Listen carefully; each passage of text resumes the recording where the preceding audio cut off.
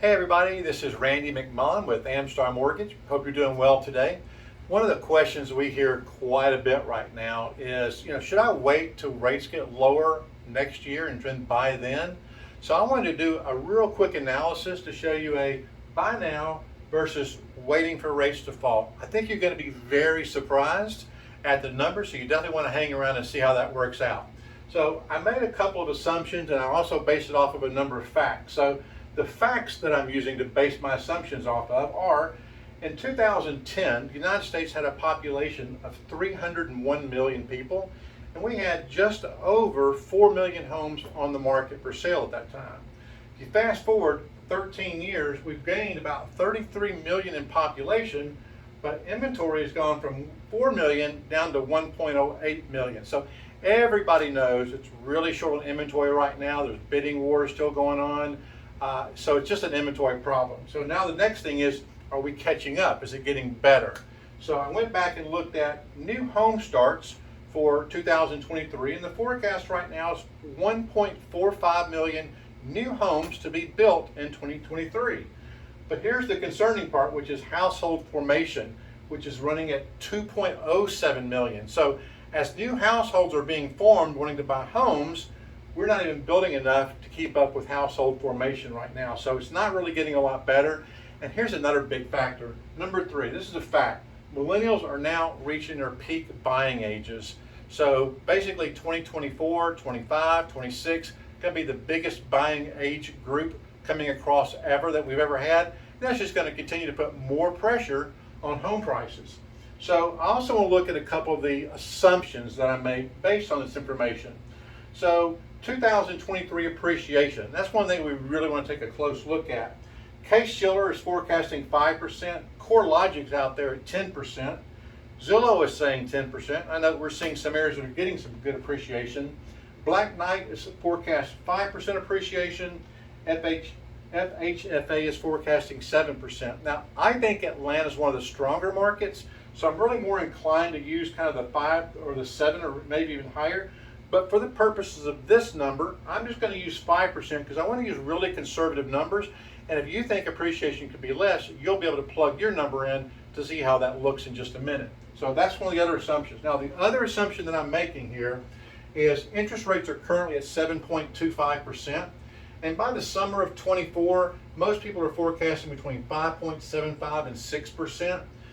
Fannie Mae's at 5.9, Goldman Sachs at 5.9, Moody's and Morgan Stanley are at 6, and Morningstar's at 5%. They're kind of an outlier. So again, for this example, I'm going to use right in the middle that 6% number. So I'm going to compare whether you should wait and buy in a year from now or whether you should go ahead and buy now. So let's take a look at the numbers. You ready? Okay, let's take a look at the numbers now. So if you wait until 2024 and your current rent, and I'm just using an example, if someone's paying rent of about $2,500 a month, and let's say they're looking for a house that's about $400,000. They found something they like, it's about $400,000, but I don't want to pull the trigger yet because rates are too high. I'm going to wait till next year. So 12 months, we'll fast forward a little bit. In rent, you'll have paid $30,000. That money's gone.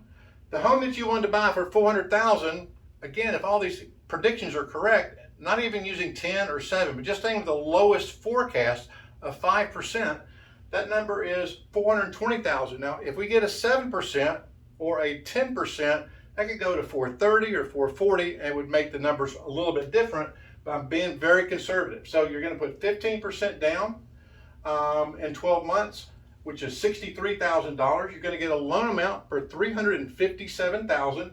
Now you did get your 6% rate, so you've got your payment here all worked out, and your total payment is $27.25. Pretty good deal. It's not too bad. It's a little bit more than you were paying in rent, but you're going to get a write-off of your taxes. You're going to get a write-off of your insurance, or your interest rather. So you get some nice write-offs on that. But what if you went ahead and bought today? What would that look like?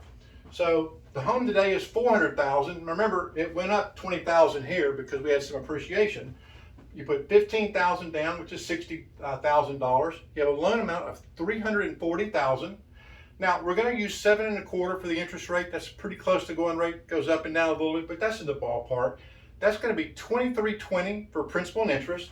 And when we add the same number for taxes, insurance, and PMI, we're going to come up with a total payment of $29.05. So if you compare that to what they're paying in rent, you can see they're going to be paying $405 more than the person who decided to rent. So in 12 months, they're going to have a loan balance of $336,709. So let's look at the cash flow and look at it. Did it cost them money or they make money? So they paid $405 a month more for their mortgage, so they're out an extra $4,860. Now they're also going to have to pay to refinance. I figure an estimated cost right around $4,000 to refinance the loan, and now they're back down to 6%. Their equity position though, because they started with the smaller loan amount and they paid that down, they now have an extra $20,000 in equity that you wouldn't have if you waited to buy for a year. Pretty simple on that one. So you got an extra $20,290 in that. So when you look at the total, you may have spent $4,800 more for your payment, and you may have spent $4,000 more to do your refinance, but you literally have $20,291 more in equity, so you're $11,000 ahead by buying now instead of waiting it. And wait, there's more. You're also going to get to write off your property taxes, which is a $4,800 write-off. You're also going to write off $25,592 in interest.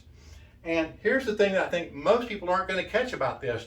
Because you had a lower loan amount to start with, when you refinance back down to 6%, two things. One is your principal and interest is $2,019 compared to $2,140.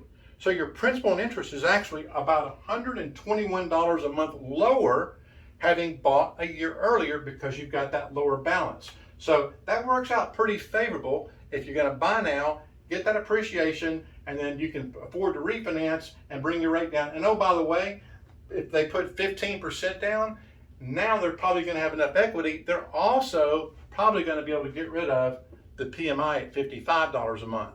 So I think that gives you a good overview. And again, if you want to use a different number, so to use this, you can use 3% appreciation if that's what you feel things are going to do. Of course, if rates getting lower, this gets even more attractive as rates get lower as well. So I hope that gives you a good overview. This is Randy McMullen with Amstar Mortgage.